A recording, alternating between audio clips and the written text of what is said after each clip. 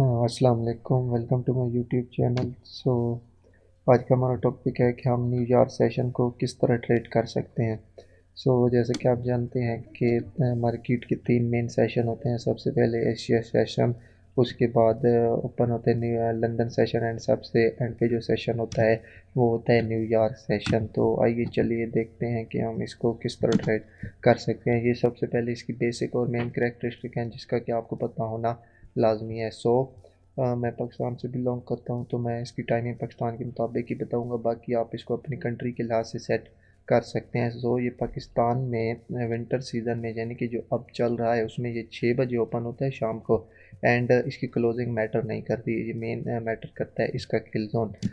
अगर आप देखें तो इसका किल जोन में मैं यहाँ पे गलती कर गया, 6 बजे से 8 बजे तक में ये जो 2 घंटे 2 आवर होते हैं, इसके दरमियान इसका किल जोन होता है। किल जोन क्या होता है, पहले भी आपको बता चुका हूँ कि किल जोन हमेशा वो टाइम होता है, मीन लंदन ओपन है तो लंदन का जो जो यूरो और जीबीपी के पेयर हैं, किल जोन में आपको एक अच्छी ऑप्टिमल ट्रेड एंट्री या प्रॉपर लेवल पर आपको एंट्रीज अपने किल जोन में देंगे।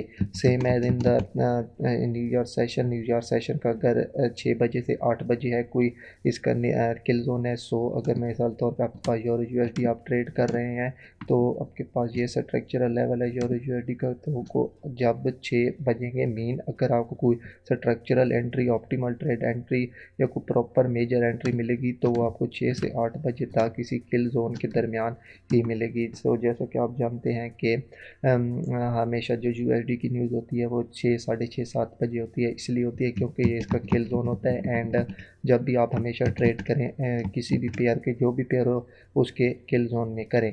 The major pair are ideal for this time of the day. Major pair mean USD pair. USD pair को हम major pair कहते हैं, जैसे USD CAD, USD CHF, Euro USD, GBP USD and gold and also indexes, ये नस्दक और US30 वगैरह।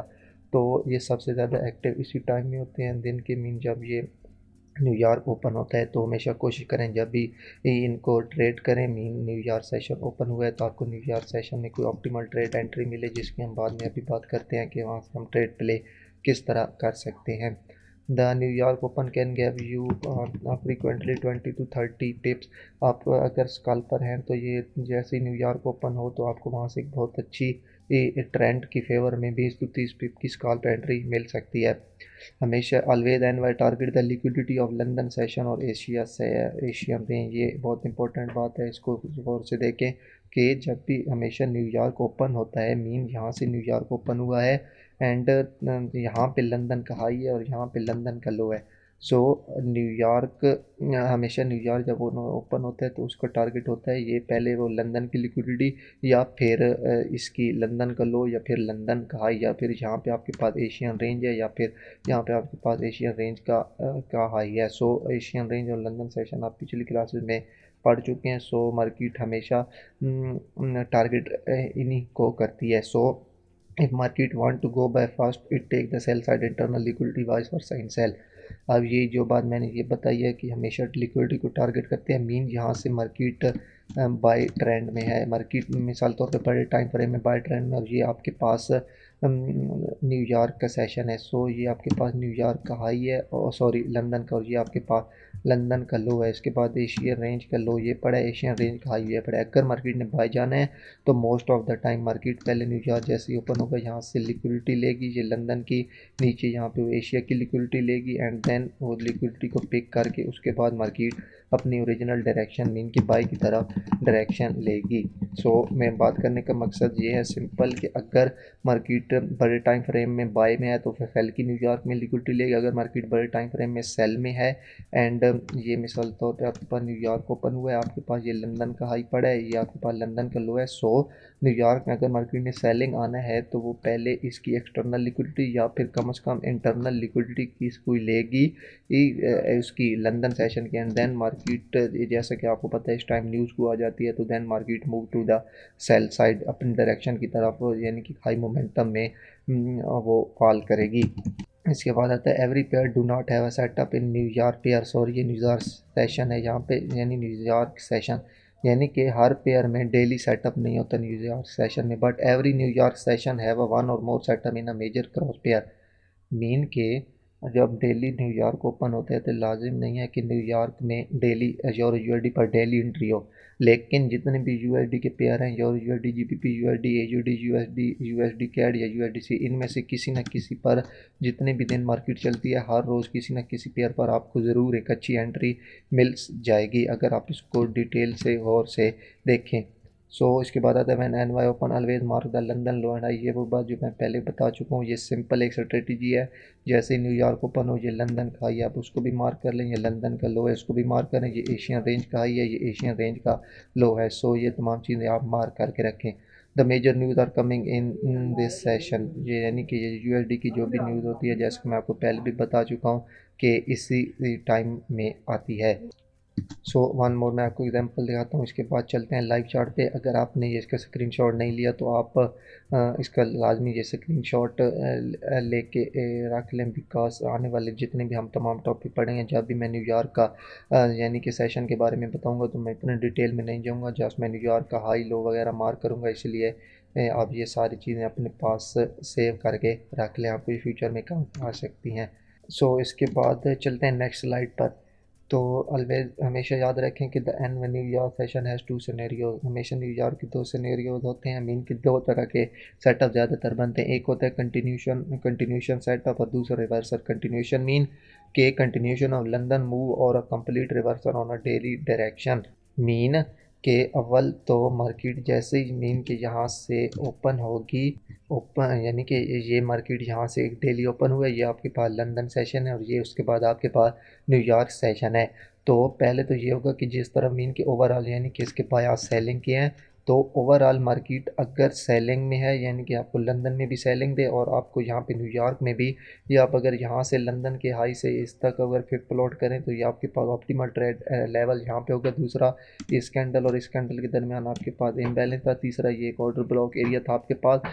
इस तरह होते हैं ये कंटिन्यूशन, यानी कि अगर लंदन में मार्केट ओवरऑल डेली बायस इसके सेलिंग के हैं, लंदन में मार्केट सेल में आई है और न्यूयॉर्क में जैसे न्यूयॉर्क ओपन होगा तो मार्केट जस्ट थोड़ा सा ऊपर जाएगी कोई ऑप्टिमल ट्रेड पॉइंट तक, या फिर किसी ऑर्डर ब्लॉक से या फिर किसी फेयर वैल्यू गैप पर, और फिर दोबारा मार्केट अपने रियल ट्रेंड यानी कि सेल का ट्रेंड है तो सेल की तरफ मूव दे जाएगी।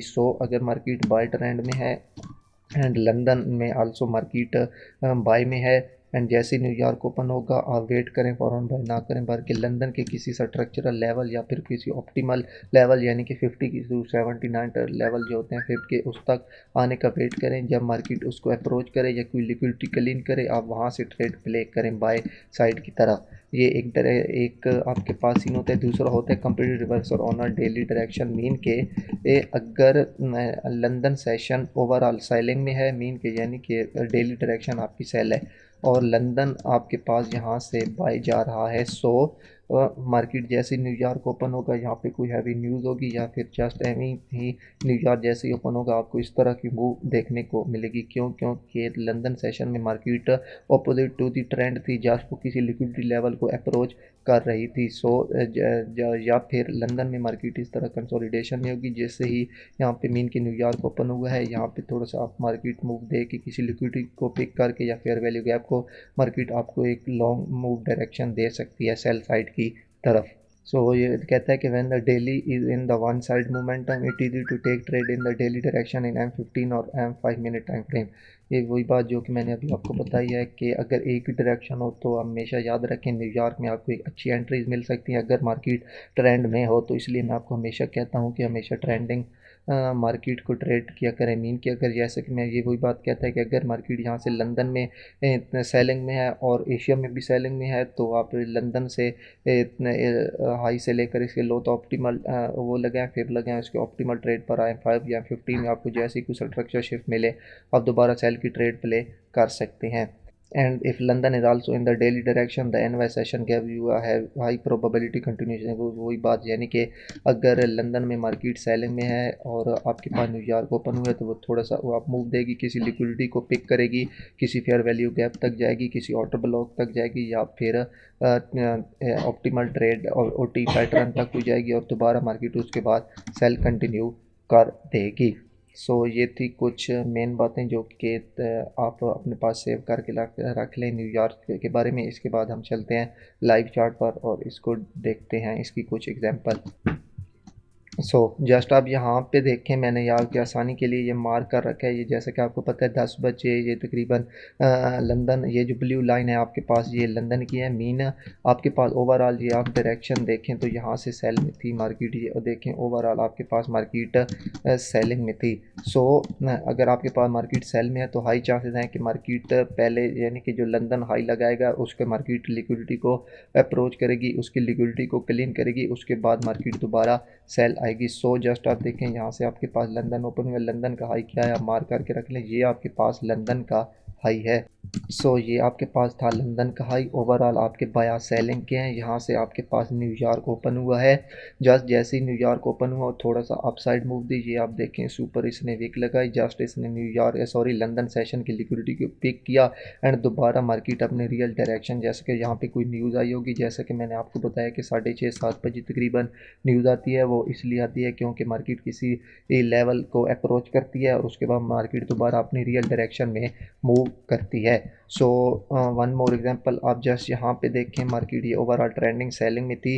ये आपके पास जहाँ से लंदन ओपन हुआ है, लंदन का हाई कौन सा था, ये आपके पास जस्ट ये आप देखें, ये आपके पास लंदन का हाई था। बिकॉज ये जो ब्लू लाइन है ये आपके पास लंदन सेशन है, यहाँ से आपके पास न्यूयॉर्क सेशन ओपन हुआ। न्यूयॉर्क सेशन पहले मार्केट यहाँ से थोड़ा सा सेल आके मार्केट बाय गई, ये इसने तमाम ये लिक्विडिटी पिक की, उसके बाद ये दोबारा मार्केट अपने सेल ट्रेंड में आ गई। जस्ट मार्केट यहाँ से बाय गई, क्यों गई, जस्ट मार्केट अपने ये लिक्विडिटीज़ को पिक करने गई और यहाँ पे कोई ये आपके पास समझो कि ऑर्डर ब्लॉक पड़ा है, मार्केट जस्ट ऑर्डर ब्लॉक को टच करने गई। ओवरऑल मेन मार्केट का मकसद था जस्ट ये लंदन की लिक्विडिटी को पिक करना सेल आने से पहले।